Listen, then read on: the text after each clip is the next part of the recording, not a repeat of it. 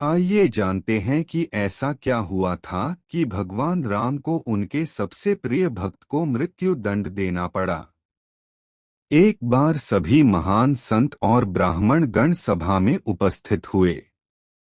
देव ऋषि नारद, वशिष्ठ, विश्वामित्र जैसे बड़े बड़े विद्वान चर्चा करने के लिए इकट्ठा हुए थे कि क्या राम का नाम श्री भगवान राम के अस्तित्व से बड़ा है।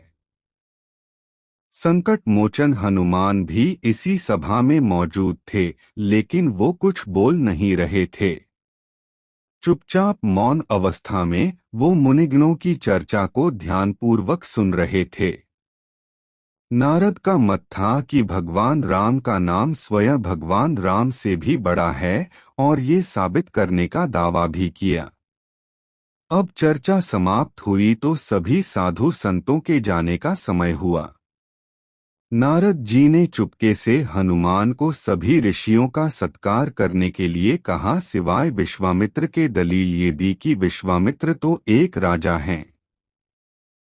हनुमान ने बारी बारी से सबका अभिनंदन किया, पर जैसा नारद ने समझाया था विश्वामित्र को जानबूझकर अनदेखा कर दिया।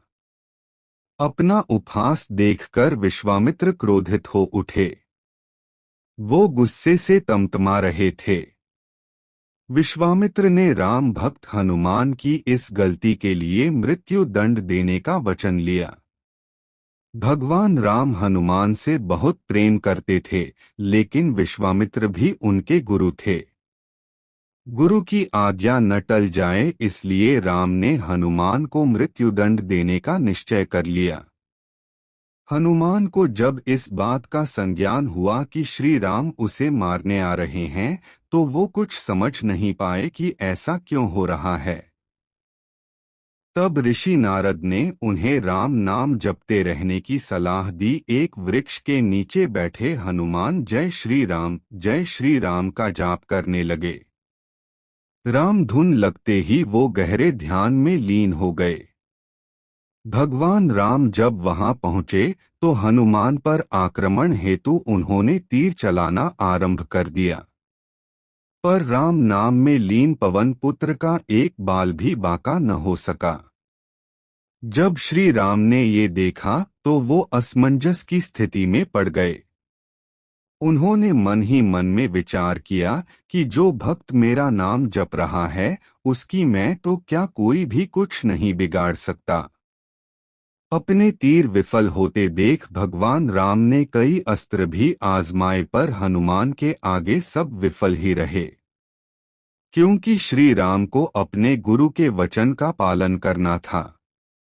भगवान राम ने फिर प्रलंकारी ब्रह्मास्त्र का प्रयोग किया।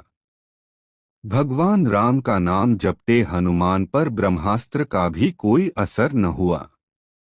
पृथ्वी पर प्रलय जैसे संकट बनते देख नारद विश्वामित्र के पास गए और सब सच बता दिया। इसके बाद विश्वामित्र ने राम को वचन से मुक्त कर दिया और देव ऋषि नारद ने ये सिद्ध कर दिया कि राम नाम स्वयं भगवान राम से भी ज्यादा शक्तिशाली है।